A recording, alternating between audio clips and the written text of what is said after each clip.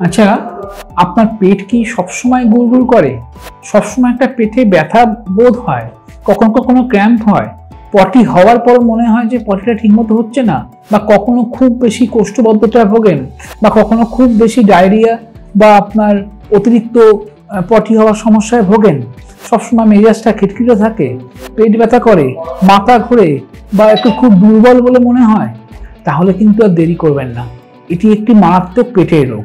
এটাকে আমরা বলি আইবিএস। হ্যাঁ, এটা খালি পেটের রোগ নয়, এর সঙ্গে মানসিক একটা ব্যাপারও যোগাযোগ থাকে। তাই যদি আপনারা এই রোগে ভোগেন, তাহলে হয়তো আপনাদের মৃত্যু হবে না, কিন্তু জীবনটা অত্যন্ত কষ্টকর এবং অস্থিরময় হয়ে উঠবে, কষ্টকর হয়ে উঠবে।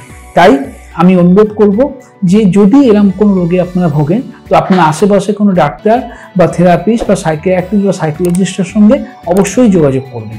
তাহলে কিন্তু আপনারা এই বিষয় থেকে বা এই রোগ থেকে বেরিয়ে আসতে পারবেন।